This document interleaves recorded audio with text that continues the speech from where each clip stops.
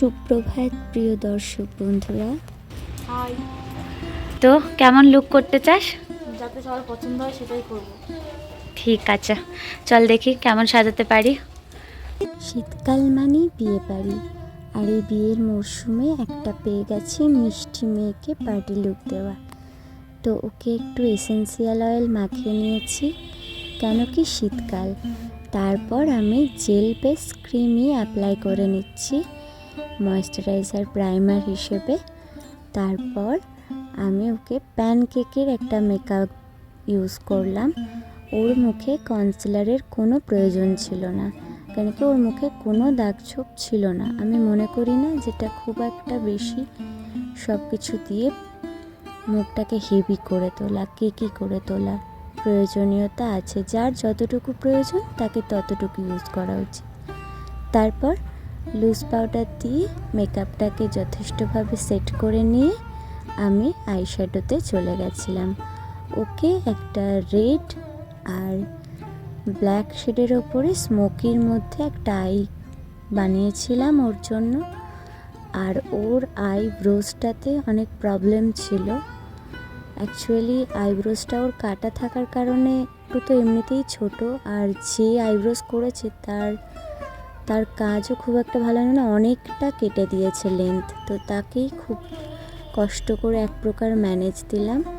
তারপর লাগিয়ে দিচ্ছি আইলাইনার। উইন লাইনারই টানার চেষ্টা করেছি, কিন্তু খুবই অল্পর ওপরে। তারপর কাজল, আরও কন্ট্রোলটা খুব একটা ডার্ক কালার চাইনি, তাই মিড কালারের ওপরে লাগিয়েছি। আর ব্লাশ করে নিয়ে তারপর হাইলাইট অ্যাপ্লাই করার পর ওর স্কিনের কাজটা কিন্তু প্রায় কিছুটাই কমপ্লিট হয়ে এসেছিল। কিন্তু দেখো, তারপর টিপ না পরালে তো আর সব কিছু ভালো মানায় না। টিপ আর লিপস্টিক এটা কিন্তু মেয়েদের খুব প্রিয়।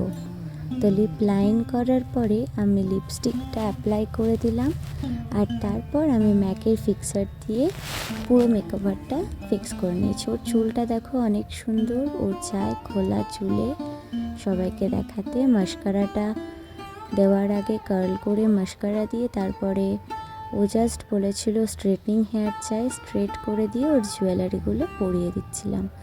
জুয়েলারি কার না ভালো লাগে, আমার তো পরতেও ভালো লাগে, পরাতেও ভালো লাগে। তারপর সবার প্রিয় বাঙালির সিঁদুরটা পরিয়ে দিলাম।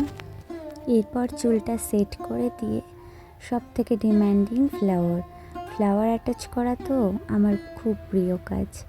ওটা লাগিয়ে দিয়ে ওর ফাইনাল লুকটা বার করে দিলাম। দেখো তো তোমরাই বলো ওকে কেমন লাগছে। ও খুব মিষ্টি মেয়ে, ওর নিজের সাজটা তো খুবই পছন্দ হয়েছিল। আর আশেপাশে যারা ছিল ওকে সবাই খুব সুন্দর লাগছিল বলছিল। তো আমারও মোটামুটি ভালোই লেগেছে। কেমন লেগেছে তোমরা কমেন্টের মাধ্যমে জানাও, আর নিজেই শুনে নাও ও কীরকম রিভিউ দিল আজকের কাজটা নিয়ে। সবাই খুব ভালো থেকো।